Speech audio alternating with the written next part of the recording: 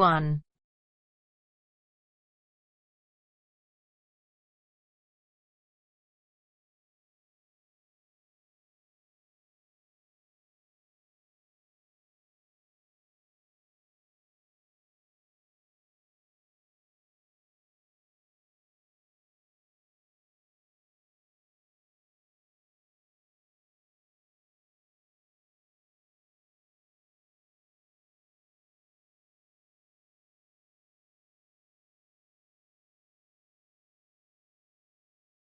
You will hear a number of different recordings, and you will have to answer questions on what you hear. There will be time for you to read the instructions and questions, and you will have a chance to check your work. All the recordings will be played once only. Write all your answers in the listening question booklet. At the end of the test, you will be given 10 minutes to transfer your answers to an answer sheet. You will hear a woman telephoning a travel agent to book a holiday. First, you have some time to look at questions 1 to 7.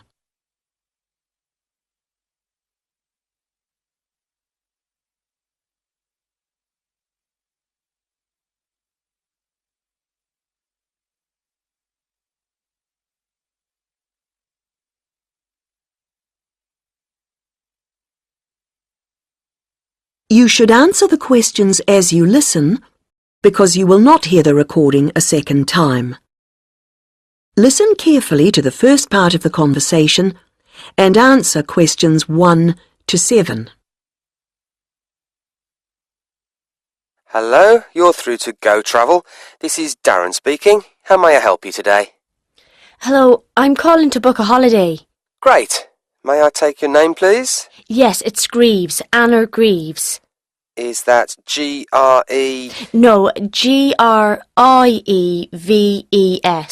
and Anna is with double N. Right. Thank you, Anna. Now, we're delighted you've called us. Can I ask where you heard about us? It was your advertisement in one of the magazines. Was it Holiday World? Oh, yes, that's the one. Good, thank you. It's useful to know. Of course. And did you have a particular holiday in mind, or was it a general inquiry? I think I've chosen. I like the look of the one with the code FT4551. The right destination and the prices seem reasonable. Right. Now, was it for yourself only, or...? Oh no, I want to go with a couple of friends, so there'd be 3 of us going. OK. Now, there's a choice of dates, as you know. Yes, I think, well, we've got to be back by the end of August, so if we say going on August the 16th, that would work fine. No problem. And you can also choose the length of your holiday. There's, let's see, 7, 11 or 14 nights. We thought the middle one would be great. Longer would be nice, of course, but... Maybe next year. Yes. And you do need to have insurance. Uh-huh. We've 3 levels: Standard, Super and Super Plus. Standard seems a bit basic. Let's say Super. That should be sufficient. Fine. Before you hear the rest of the conversation, you have some time to look at questions 8 to 10.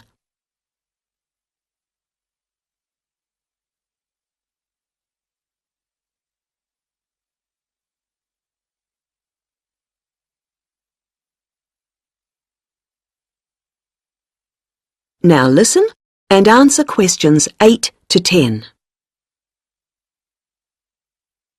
Well, that's all good so far, and the availability's OK. Have you looked through the list of options? They're in the advertisement. I have, and I've got the list here. Some of them do seem a good idea. Which ones would you like to take? In terms of the hotel, the offer of picnic lunches, we'd leave that. We'd rather go to cafes. I think a balcony for the room is a must. It's so nice to sit out, enjoying the view. Oh, yes. And then the trips.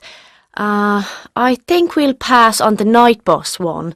I never really enjoy the commentaries. And museums aren't really my sort of thing, to be honest, any more than dances. Uh-huh. but I like practical things, so I think the demonstration of local arts could be fun. Yes, I would think so. And then in terms of getting out of town, going up the river on a boat sounds delightful, and I wouldn't want to miss that. But the mountains, well, sitting in a coach on those winding roads. I understand. OK, well, that's all I need for the booking at this point. Just a few details for you, and then we'll check the payment. That is the end of part 1. You now have half a minute to check your answers.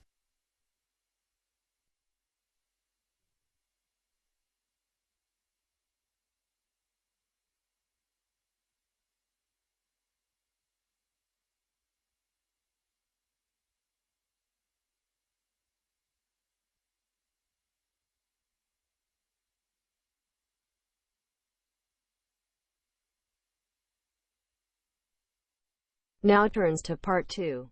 Part 2.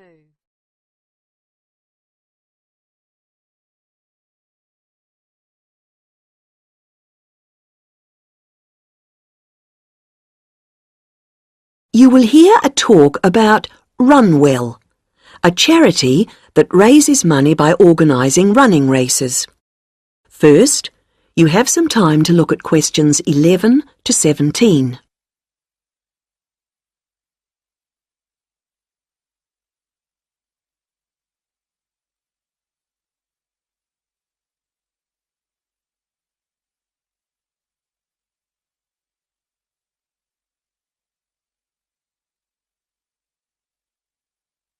Now listen to the first part of the talk and answer questions 11 to 17.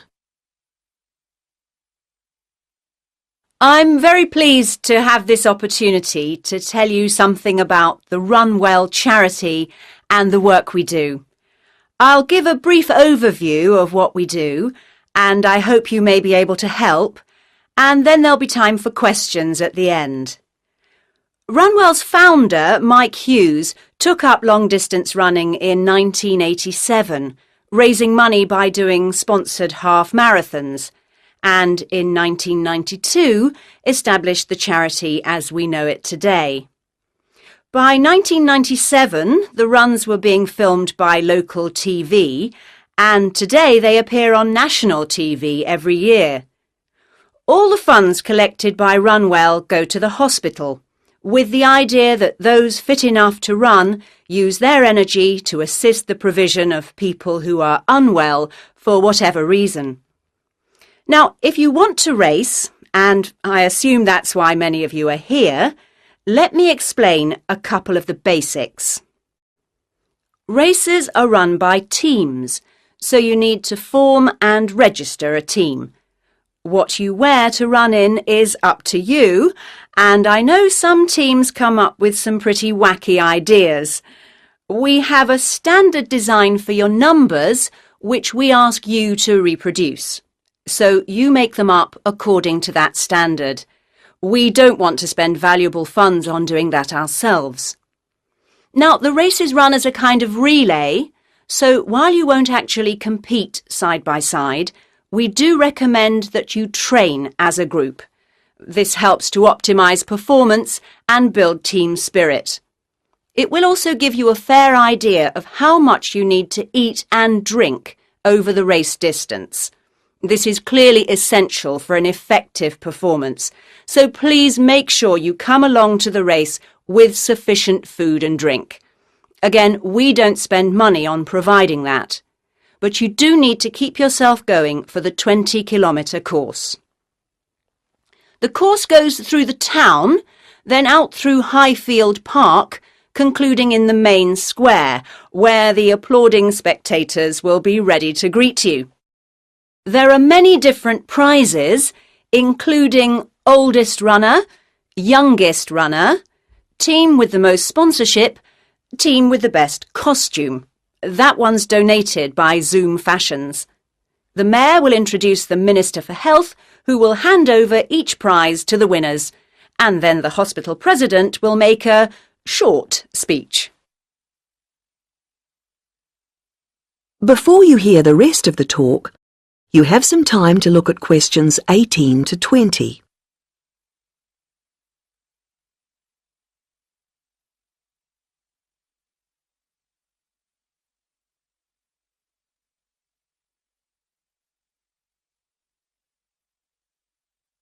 Now listen and answer questions 18 to 20. OK, that's the big race. But I know there are many people who don't feel they are up to running a 20-kilometre race, but who would nevertheless like to raise money for Run Well. Over the years, we've had experience of many ways of trying to collect money, some very successful, others less so. Now, of course, 20 kilometres is too far for children to run. But there was a sponsored swimming event at the local school last year, and that did very well. People have also tried to organise food-based events, such as selling homemade cakes and bread and so on at the market. And there was a large picnic arranged in 4 bright gardens, although these events failed to justify the efforts put into them, though I'm sure they were very tasty. These days, so many people are out at work all day that going from house to collect money isn't very effective. But it is possible to raise useful funds by selling small promotional items, such as badges with the Run Well motif on them. We're currently checking to see if postcards, perhaps showing the race's winners each year, might also be a good idea or not. We do appreciate the efforts that have gone into selling second-hand goods, but to be honest, the returns have not been very high on this.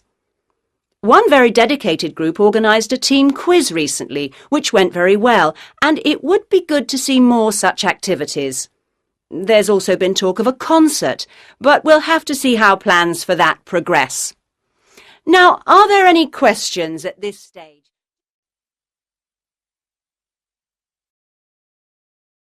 That is the end of part 2.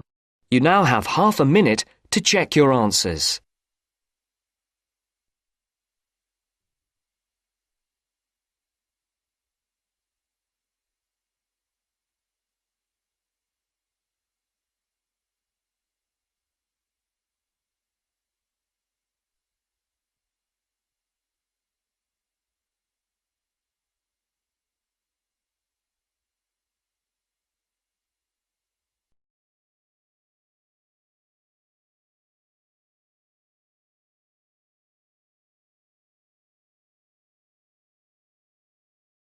Now turns to part 3.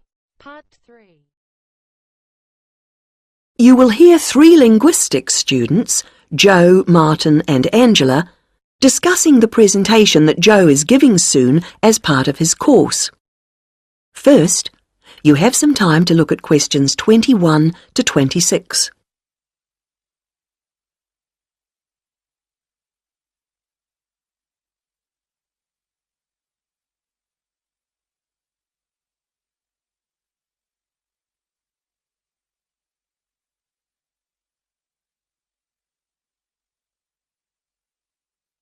Now listen to the first part of the conversation and answer questions 21 to 26. Hi, Martin. Hi, Angela. Hi, Joe. Yeah, hi Joe. So you're really worried about your presentation? The one about names?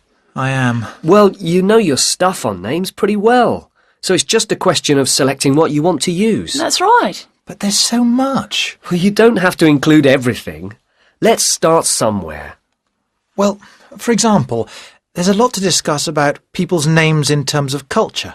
It would be a good way to start, bringing in issues of religion, society. I thought so. As long as you can keep it concise, since it's potentially a large area. I'll pick out some key points. Good. Now, that will tend to be about differences. What about something on ways in which naming practices are often similar across different languages? That sounds good. I'm not sure how much I could say that's really about just names and not really general language. Maybe you need to give that some more thought. Yes, I'm not ruling it out. Well, what about what first names mean? That's got to be specific to languages or language groups. Yes, there are all sorts of different principles at work. It's a rich area for discussion. And you can present lots of examples. It would mean a good slide or two. I'll enjoy making those up. Don't forget to put our names in. No, OK. Right, where have we got up to? Yes, now, there's the question of place names. Ones where the name of the place is the word for the situation, like something to do with sea or mountain, etc.? Yes. People often don't realise the origin. It sounds like it's just a translation issue to me. Don't you think you might give that a miss? Given the time limit, perhaps you're right. You need something on place names. Could you get history in? Actually, the way migrants often used to name places after somewhere in their country of origin is interesting. Sounds a bit narrow to me. Well, I'd hope to build it up a bit. Perhaps you should make a final decision on that later. OK, I'll see how the rest of it goes first. Is that the lot? No, there's still country names, the origins of those. I think that's an interesting area. Yeah, because it's something we often don't think about. It'd be a way to bring in various aspects. History, certainly. I could project a map of the world and have people match the original meanings to the countries. Well, that seems to be a foregone conclusion. Fine. Yes, I'm feeling clearer already. Now you have some time to look at questions 27 to 30.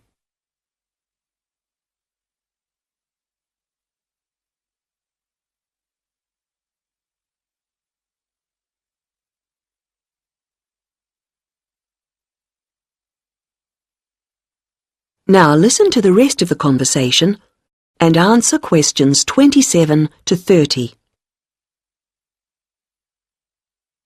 You know, there's another aspect that I think I'll cover. Yes? Brand names. Isn't that more to do with business studies? Well, international companies are finding it increasingly important to have brand names that can be used in many different countries. Oh, so they can advertise the same product everywhere? Yes, and it seems that brand names are very special in our brains. How so?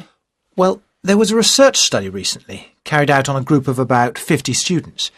They showed them 108 words, and the students had to say whether they recognised them as real words or not. The list included, all mixed up, ordinary nouns, brand names and meaningless words, and they were shown all the words quickly. And the brand names seemed to be recognised strongly and in the emotional right-hand side of the brain.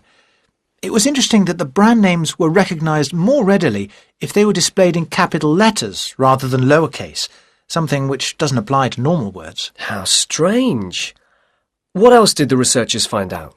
Of course, it's a relatively small study, but they suspect that other visual features are at play, and so that, for example, colour has a major effect in helping us to store brand names in a special way in our brains. I suppose that's logical.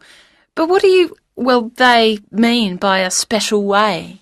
I'm not saying I understood everything about this study, Of course not. but they seem to be saying that the power of brand names is that they conjure up a range of associations inside our brains, more so than ordinary words or names do.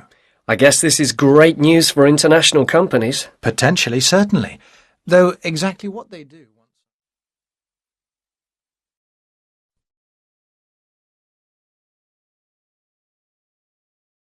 That is the end of part 3. You now have half a minute to check your answers.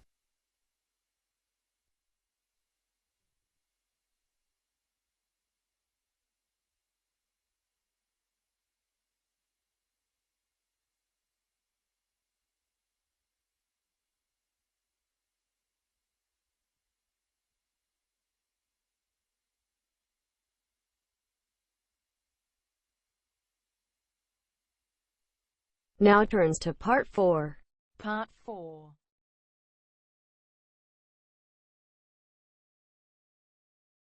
You will hear part of a lecture about balloons and airships. First, you have some time to look at questions 31 to 40.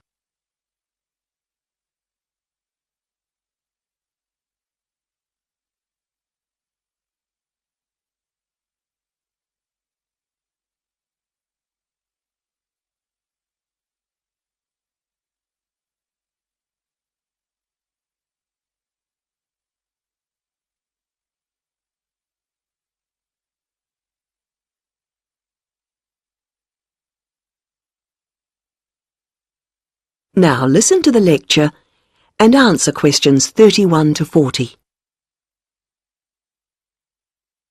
Now, balloons and airships are worth consideration because while on the one hand they represent humans' first successes at air flight, after centuries of less than successful theory and experimentation, they also, on the other hand, continue to be used today.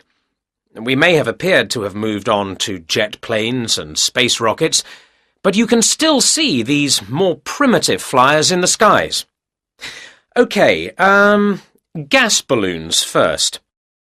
France saw the first balloon flight in 1783, and this began a process of development. By 1862, in the Civil War in the United States, we find Thaddeus Lowe replacing spies with balloons to go behind enemy lines. The success of this led to the continued use of balloons in peacetime, and they were employed in the creation of maps. And such applications continue to this day, with balloons assisting in increasing our knowledge and understanding of the world we live in. Unmanned balloons are still widely used to collect data to inform scientific research of various kinds. You'd be surprised at how much they contribute. All sorts of instruments can be mounted in a balloon, and ongoing investigations into climate benefit from the information that can be gathered from a flight. Well, that's gas balloons. Now, the increase in the popularity of ballooning as a sport or leisure activity has been mainly due to the development of the modern hot air balloon, being cheaper and safer than the gas balloon. Heating air, rather than using potentially explosive gas, is what makes these rise, although the process doesn't generate as much lift as with gas balloons. But this is a small price to pay for its other benefits, and this type of balloon is no doubt here to stay.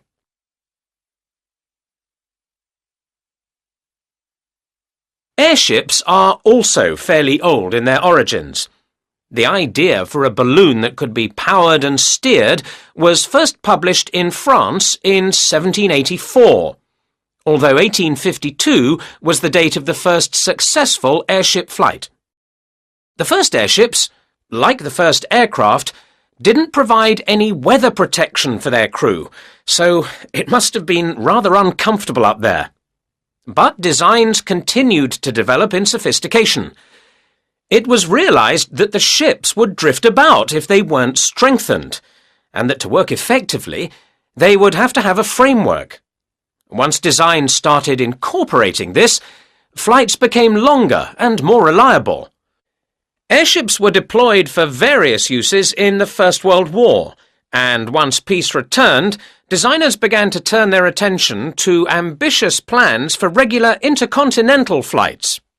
However, in the 1930s, this program more or less came to an end. For one thing, the speed and popularity of airliners meant that the airship appeared superseded. They just couldn't compete. And as if that weren't enough in itself, another factor in the decline of the airship was an alarming number of crashes, and this, of course, put people off. Nevertheless, several countries have continued to build smaller airships for various uses, such as naval observation or publicity purposes. In fact, their popularity seems set for a slight revival, and in the past few years there has been renewed attention paid to the possibility of using them to transport cargo. Who knows? Maybe the 21st century will be the age of the airship. Now, if you look at your handouts, you'll see that I've included some information. That is the end of part 4. You now have half a minute to check your answers.